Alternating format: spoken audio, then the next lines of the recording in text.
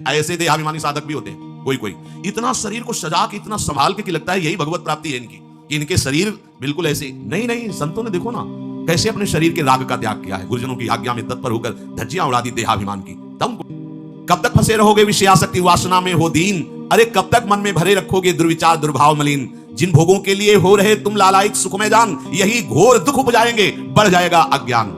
इस की आप शक्ति हृदय में धारण करो, यही समझ में नहीं आता। चले हो राग त्यागने के लिए, पोषण कर रहे हो शरीर राग का, कैसे बात बने। चलो कोई विषय संसारी है तो लगता है अभी बेचारा है ना, आप लोग बेचारों की लाइन में थोड़ी हो, आप लोग बेचारों की लाइन में नहीं, आप भगवत पार्षद हो, पर आप अपने स्वरूप को समझो, ये अंदर की बातें सुधारो।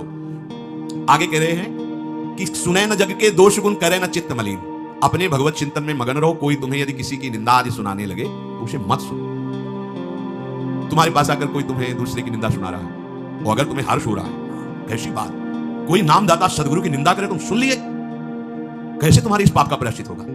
सुनने और कहने वाले दोनों को एक ही दंड मिलता है बराबर, उपासना नहीं है। कहीं देहाभिमान है कि हम तो गुरु के श्रेष्ठ है ना, गुरु जी की निंदा होती हमारी वंदना हो रही, परिणाम में लड्डू मिलेगा खा लेना। वैष्णव निंदा, भक्त निंदा, गुरु निंदा, ये तो बहुत ही, दूसरे की निंदा सुनने में आनंद का अनुभव करता है, उसको भोग मिलेगा, काहे का, बोले नरक का भोग मिलेगा। इसलिए जो तुम्हें ऐसी बातें सुनाने के लिए उत्साहित हो उनसे उदासीन रहो, अर्थात उनसे कोई परिचय नहीं, कोई अपनापन नहीं। हाथ जोड़कर कह दे कि आज तो आप कृपा करके आ गए हो, आगे कृपा करके कभी मत आना। हम आपके पास गए नहीं, आप आकर हमारे गुरु की, हमारे इष्ट की अवहेलना की बात करोगे तो आज क्षमा करते चले जाइए, दोबारा मत आना। चाहे कोई भी हो, तुम्हारी निष्ठा में इतनी ताकत है वो झुक जाएगा, उसकी सामर्थ्य नहीं कि आगे आ जाए।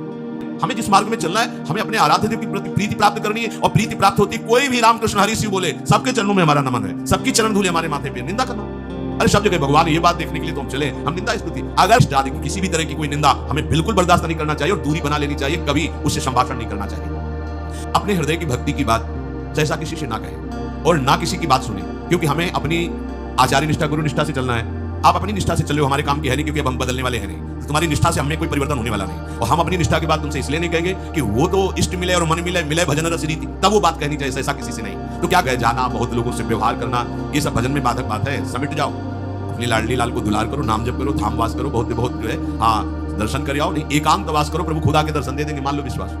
अगर आपका भजन ठीक चल रहा है, सही मार्ग चल रहे हो, तो दर्शन वाली बात ही हट जाएगी, क्योंकि फिर वो समा जाते हैं, हृदय में समा जाते हैं, नेत्रों में समा जाते हैं, मन में समा जाते हैं। आनंद की उमगन में कभी गए, आंख लड़ा ली प्रभु से, नहीं तो आंखों में ही बसे रहते। कोई इच्छा ना रखो तो तुम्हें कभी क्रोध नहीं आएगा। इच्छा राग ही द्वेष को उत्पन्न करती है। इन दोनों से सचेत रहो, ना किसी से तुम्हारा द्वेष होने पावे ना राग।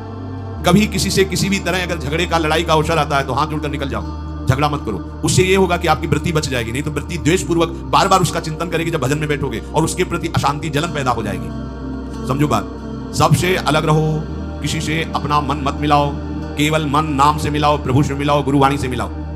पर किसी का अपमान मत करो, किसी के लिए ऐसा कड़वा वचन मत बोलो कि उसके हृदय मंदिर में बैठे भगवान है, उसका हृदय दुखी हो जाए। सबकी सब कुछ सह लेता है जो कोई, वही प्रभु का प्यारा होता है। जो जगत की कभी भी चर्चा नहीं करता, मौन धारण करके केवल प्रभु के चिंतन में मगन रहता है, उसका भार प्रभु ले लेते हैं, उसकी सेवा आप स्वयं करते हैं। प्रभु किसी न किसी रूप में आके उनका भरण पोषण करते हैं। भजन में जो तुम्हें आनंद आ रहा है, जो तुम्हें स्वप्न में कोई अनुभूतियां हो रही, या प्रगट में कोई अनुभूति हो रही, कभी भी किसी से भी वो बात ना कहे, क्योंकि ऐसा कहने से तुम्हारे भजन में विघ्न पड़ जाएगा। सारी की सारी बातें बचा लो। जैसे तुम गुप्त रूप से गलतियां करते हो, कभी नहीं बोलते हो, लेकिन कोई भी भागवती की अनुभूति छोटी सी भी होगी तो सभा में बोलने का मन होगा, क्योंकि उससे हमारी प्रशंसा होगी, अहंकार का पोषण होगा। बिल्कुल नहीं, भजन संबंधी कोई भी आनंद की बात, कोई भी भगवदानंद अनुभूति कभी किसी से न करे, एकदम छुपा जाए। अगर कोई अंदर ऐसा कुछ नहीं, कोई भी भागवतिक वृत्ति कहीं अपने में आरोपित करके प्रदर्शन का कार्य न कर दे।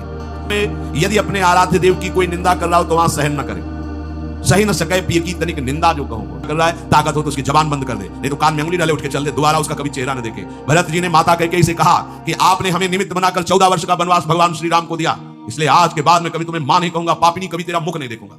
भरत जैसे भगवान के अवतार परम पवित्र माता कैकेयी के लिए ऐसे कट वचन बोले, आज के बाद कभी मां नहीं कहूंगा, है पापिनी तेरा कभी मुख नहीं देखूंगा। ये बात सुनने के लिए बैठा लेंगे, हाँ और बाओ हमें और गंदा करो। सहज त्याग सर्वस्व करी डारे निज को खोए, अपने अपनत्व को अपने आराध्य देव में सहज समर्पित कर दे। इस जग में जिसके हृदय में ऐसी निष्ठा होती है तो हरि उसे अपना मान करके फिर स्वयं उसका भार लेकर इस संसार में रखते हैं, अर्थात उससे वही कराते हैं जिससे जग मंगल होता हो। कहा नहीं जा सकता, वो अनिर्वचनीय है। ऐसे निर्मल प्रेमी महात्मा के हृदय में श्याम सुंदर निरंतर वास करते हैं। इस निर्मल प्रेम को जिसे प्राप्त करना हो तो कमर कस ले, दुख का मार्ग है, इसमें दुख में चल करके महासुख में पहुंचा जाता है। इस बारी विपत्ति, अपमान, तिरस्कार में भी जो सुख का अनुभव करते हुए भगवत भजन करते रहते हैं, वो जाते हैं उस महासुख परमानंद में। नहीं तो कह रहे ना ही तक क्यों रचना करे कपट नरक को ठाठ, फिर ये बातें बनाने से नरक ही मिलेगा, भगवत प्राप्ति नहीं होगी। इसलिए इच्छा और द्वेष का त्याग करके अपने आराध्य देव के निरंतर चिंतन में मगन रहो। भजन का फल है अपना अस्तित्व मिटा देना, कोई भी इच्छा न रह जाना। तो श्री भगवान स्वयं उसके हृदय में बैठ करके सब योगक्षेम का वाहन करते हैं। जैसे अहंकार से हम सोचते हैं हम नहीं करेंगे तो कैसे हो जाएगा, तो पूरी सृष्टि तुम्हारे करने से हो गई है क्या? जिन्होंने एक संकल्प में अनंत ब्रह्मांडों का सृजन पालन और लय करते हैं, करते रहेंगे, उन प्रभु को पहचानने के लिए मनुष्य जन्म हुआ है। यही परम कर्तव्य है, हम भजन करके उनमें लीन हो जाएं, उनको जान जाएं, तो महान दुख से हमारा छुटकारा हो जाए।